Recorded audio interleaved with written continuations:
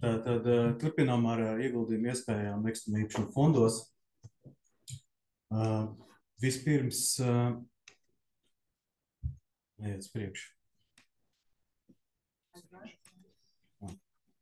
Tātad vispirms, kas ir Hanseatic? Hanseatic ir Latvijas bankā reģistrēts fondu pārvaldnieks, kas ir reģistrējis Latvijā pirmo īres dzīvokļu fondu. Lai runātu vispār par ieguldījumu fondiem, jāpieskarās kaut kādām pamatlietām, lai varētu objektīvi salīdzināt fondus, to ienesīgumus un risku. Uzsekls jau ieskicēja, ka ir ļoti dažādas riska stratēģijas, un pamatā mēs varam izdalīt dzīvojamo segmentu, birojus, tirzniecību un industriālo segmentu, kur, kā jau iepriekš tika minēts, dzīvojamā segmentā mums ir viszemākais risks, jo tā ir cilvēka pamatvajadzība. Attiecīgi mums ir krietni mazāks jūtīgums pret ekonomikas lejupslīdēm. Tālāk jau mums ir, protams, biroji, kas ir vidējs vai augsts risks, jo šeit mums ir cikliskais jūtīgums pret ekonomikas cikliskumu un attiecīgi platību pieaugums. Un tāpat mums ir arī izaicinājumi, tādi kā strādā no mājām un citām tendencēm. Tad, protams, tirzniecība un industriālais segments, kas arī ir vidējs vai augsts risks, jo šeit ir atkarība no patērētāju tēriņiem, kas samazinās ekonomikas lejupslīdes laikā. Un, protams, ir arī tirzniecība izaicinājumi no tiešsaites tirzniecības. Līdzīgi mēs varam izdalīt arī ieguldījumu stratēģiju risku. Proti, mums ir pamata, ir core stratēģija, pievienotās vērtības, oportunistiskā stratēģija. Šeit pamata stratēģija, protams, ir ar viszemāko risku, jo tiek ieguldīts jau gatavos kvalitīvos īpašumos un tiek pēc tam tālāk iznomāts šīs platības kvalitīviem virniekiem. Tad, protams, ir pievienotās vērtības stratēģija, kas jau ir vidēja riska stratēģija, jo nāk papildus riski, kā renovācijas izmaksas, projektu pārvaldības problēmas. Un tad, protams, mums ir visaugstākā riska stratēģija, jeb oportunistiskā stratēģija, kur jau nāk vēl papildus riski saistībā ar būvniecību, kavējumiem, izmaksu pārsniegšanu un, protams, arī ar finansējumu risku projektu darbības laikā.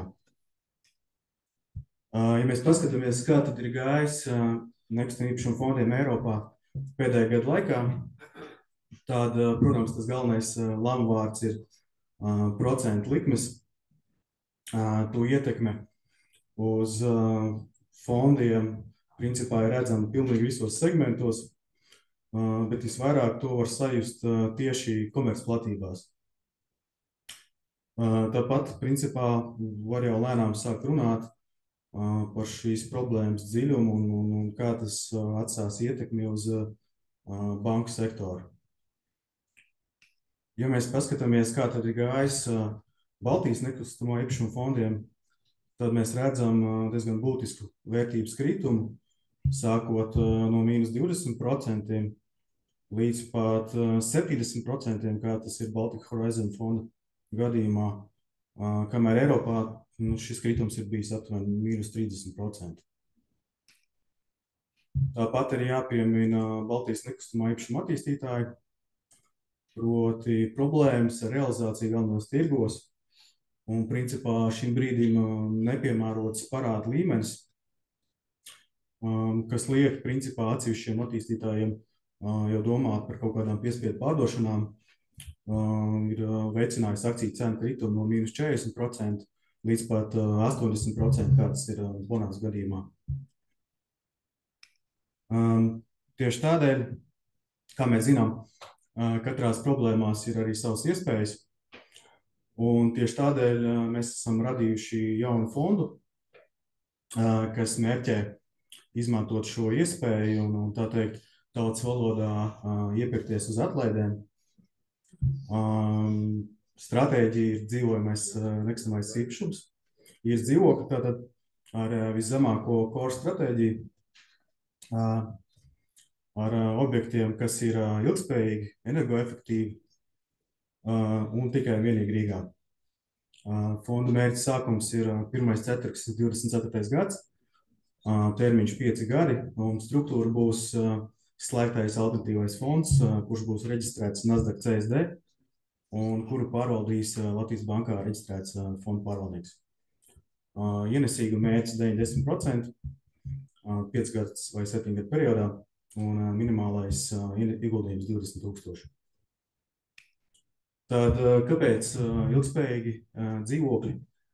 Ja mēs droši vien runājam par ilgspēju, kāda viņa ir ietekme uz dažādiem ekonomikas sektoriem, tad noteikti šī diskusija nav viennozīmīga. Proti, nevienmēr mēs varam redzēt pozitīvu ietekmi no ilgspējas uz ienesīgumu. Tad jāsaka, ka pie nekustamā īpašuma tomēr šeit mēs varam saredzēt, kā mēs varam palielināt ienesīgumu tieši izmantojot ilgspējīgās prasības. Un, protams, kā pirmo jāmin ir zemākas finansēšanas izmaksas ar zaļo kredītu. Proti, ja aktīvi ir atbilstoši Eiropas Savienības taksonomijai, mēs varam kvalificēties lētākam finansējumam, kas uzreiz mums spēj radīt krietni augstāku ienesīgumu. Tāpat arī jāpiemina augstāka īpašuma vērtība nākotnē. Tad, kad fonds veic ieguldījums, tad principā svarīgs ir ne tikai ienesīgums, kāds viņš ir šodien, bet ir jāskatās, kādas tirgus situācija būs brīdī, kad fonds jau pārdos savas investīcijas, ja veiks to saucamo exit. Un tur, ja mēs paskatāmies kādu 2029. gadu, kas ir 1 gads pirms pirmajām Eiropas Savienības ilgspējas mērķa prasībām, kas ir jāizpild, tad diezgan droši mēs varam teikt, ka tas tirgus būs krietni savādāks, kur īpatsvars ilgspējīgiem kredītiem, ilgspējīgām investīcijām būs krietni lielāks, un šī šķirtne starp to, kas ir ilgspējīgs un kas nav ilgspējīgs, viņa būs ļoti izteikta, kur ilgspējīgiem aktīviem būs augstāks pieprasījums un vērtības savukārt otrā galā būs pilnīgi cita aina. Tāpat, protams, jāpiemina šī energoefektivitāte. Tātad ir jau iepriekšējais gads pierādījis un turpina pierādīt, ka šīs zemākās un stabilākās enerģijas izmaksas ir ļoti pievilcīgas īrniekiem. Un ko tas mums dod? Tas mums dod pirmkārt palielināt dzīvokļu noslogotību un otrkārt palielināt īres ienākumus. Tāpat, protams, šīs visas priekšrocības nav iespējams bez kaut kāda mājas darba. Šobrīd Eiropas Savienība ir diezgan konkrēti noregulējusi, kas tad ir ilgspējīga aktivitāte, kas ir ilgspējīgs aktīvs. Arī fondu pārvaldniekiem ir jāizdara savs mājas darbs, veidojot ilgspējas stratēģijas, integrējot ilgspēju risku vadībā, ieguldījumu procesos. Un šeit ir arī jāmina tāda regula, ko mēs arvien biežāk dzirdēsim, kad mēs runāsim par fondu, proti SFDR, kas ir ilgspējas informācijas atklāšanas regula, un proti 8. un 9. pants, kas tad nosaka, kuri fondi tad ir ilgspējīgi un zaļi, un kuri nav. Un proti 8. pants nosaka prasības tā saucamajiem viegli zaļajiem fondiem, kamēr 9. pāns nosaka prasības tumši zaļiem. Un šeit atšķirība ir tieši, cik dziļi fondi ir integrējuši ilgspēju savās procesos. Tātad kopsavilkums. Visi nekustamā īpašuma fondi nav vienādi. Fondi atšķirās pēc to ieguldījumu segmentiem un stratēģijām. Līdz ar to tiem ir ļoti dažādi riska profili. Vērtības kritums Baltijas fondiem bijis diezgan ievērojams. Problēmas ir arī atsevišķiem nekustamā īpašuma attīstītājiem, kas rada lēnām spiedienu pārdot aktīvus. Un tieši tādēļ mēs esam radījuši šo jauno fondu ar mērķi iepirkties uz atlaidēm, ieguldot īres dzīvokļos ar zemāku core stratēģiju un pelnot ar nākotnē gataviem energoefektīviem nekustamā īpašuma objektiem, kas atbilst visām šīm ilgspējas prasībām un attiecīgi, kuri var gūt tā kā arī labumus visus šos, ko iepriekš minēju. Tas no manas puses arī būs viss. Es aicinu piefiksēt arī mūsu kontaktus. Mēs esam atvērti dažādām sadarbības iespējām. Tā kā nāciet ciemos un paldies!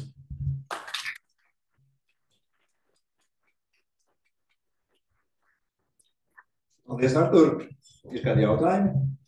Jā, mums atkal ir jautājums. Ļoti labi. Mēs vienkārši arī savā praksē saskaramies ar situācijām, kur klienti ir iegādājuši, par īri atkal, mums tā ir tad aktuāla pēdējā laikā, ar situācijām, kur ir iegādāti šie īres aktīvi, tā kā cerība, ka būs tas kaut vai zemais, bet tas stabilēs, bet tad jau paiet kāds laiks, un klients atkal nāk pie mums un saka, nē, man neiet kopā, mēs gatavojamies pārdot, gatavojot mūsu pārdošanas, tā kā to juridisko plānu, ja.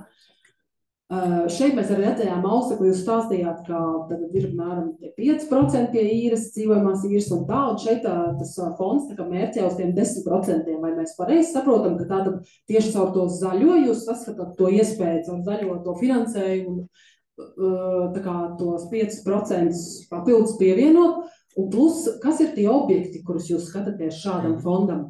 Vai tad tie ir tikai jauno projektu, kā tie energoefektīvie, vai tomēr arī tātad kaut kas no jau esošā vecā stoka, tā teikt? Jā. Jāmin, kad tie minētie procenti, tas ir gan īres nauda, kas ir tīrs naudas plūsma, gan arī kapitāla pieaugums. Tātad, ja mēs skatāmies makrobildu, kas ir iepriekš tika minēta, kur mēs atrodamies pret Baltiju, nerunāsim par Eiropu, attiecīgi par cenām un vispārējo, tad tā mūsu makrobilde ir tāda, ka Latvijā algas turpinās pieaugt. Tas nozīmē, pirmkārt, mums pieaugs arī attiecīgi īres naudas, jo viņš ļoti labi indeksējās pret algas pieaugumu. Otrkārt, arī mēs redzam to, ka šobrīd ļoti iespējams, ka tā piedāvājuma puse piebremzēsies, un līdz ko attiecīgi atkal situācija uzlabosies, tiem objektiem, kas ir kvalitatīvi, būs ļoti liels pieprasījums, jo vienkārši atkal būs līdzīga situācija kā iepriekš, kad piedāvājuma pusē ir iztrūkums. Jo mēs iepriekš arī redzējām, kur lielākā daļa, kur cilvēki dzīvo, un tur bez šaubām tas mainīsies. Ja? Cilvēki vēlēsies uzlabot savu situāciju, un tā konverģence starp Baltiju un Eiropu turpināsies. Līdz ar to kopumā tas ir gan pieaugums, gan situācijas maiņa, kur mēs redzam, kur var arī sagaidīt šo ienesību. Un par tiem objektiem? Objekti, jā, tad principā šeit viss ir pakārtots Eiropas Savienības taksonomijai, kur ir dažādas prasības, bet primāri mūsu gadījumā viena no prasībām tas ir A klases energoefektivitāte. Tas ir, ja tas izpildās, tad mēs varam to skatīties. Savādāk, principā, tur ir grūti klasificēties. Paldies. Jā, paldies. Ir vēl viens jautājums? Jā, man arī jums. Vai ir tik ņemts vērā demografiskais faktors mūsu valstī?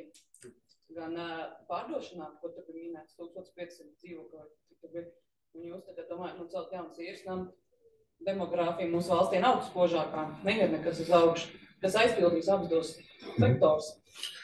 Skaidrs, ka ne visi dzīvos jaunos projektos, energoefektīvos, tas ir skaidrs, bet mēs šeit runājam par situāciju, ka tas segments principā ir neeksistē šobrīd Latvijā. Kā tāds.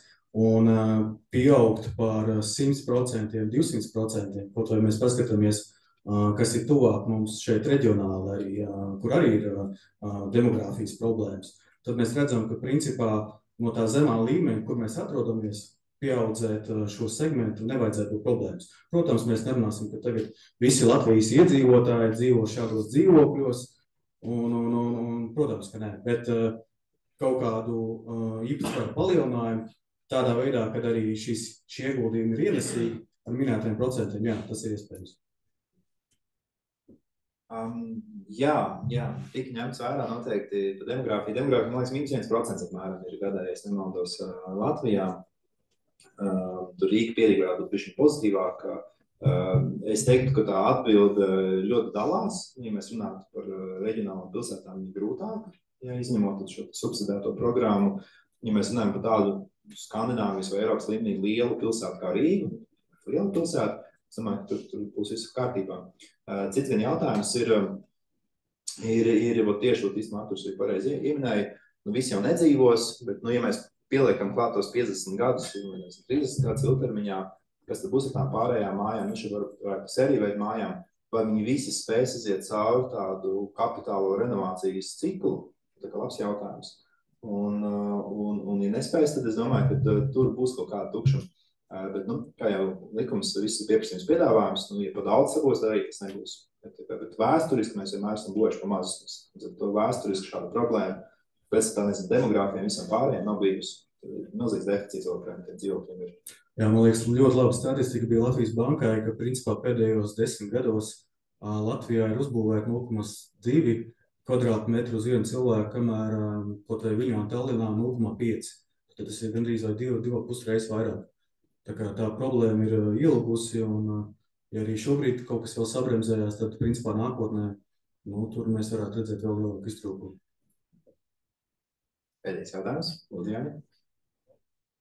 Pie tā paturpinot to diskusiju, patiesībā to domu, ka ļoti maz Rīgā tādu dzīvokļu, kas atbilst A klasē, taksonomijai vai fondam būs daudz ko vispār pirkt. Es teiktu, ka šeit ir jautājums par cenām. Primāri. Mēs redzam, kad ir attīstītāji, kuriem tā finanšu situācija ir labāka. Ir attīstītāji, kuriem viņi ir krietni sliktāki. Tā kā mēs redzam, ka iespējas jau lēnām ir, un es prognozējam, kad arī viņas vēl uzlabosies. It sevišķi šī problēma ir izteiktāk tiem attīstītājiem, kur ir finansējušies ar obligācijām. Jo šeit ir nākošais gads, kad daudziem ir šis tas jāpārfinansē, un, principā ir jautājums, kā un vai viņi to varēs izdarīt. Kovenanti, pārkāpumi un attiecīgi spiediens no kreditoriem pārdot, atsevišķos gadījumos tā jau ir realitāte šodien. Paldies par jautājumiem, un arī piebilst nekāds nav. Paldies, Artur, par stāstījumu, par atbildēm.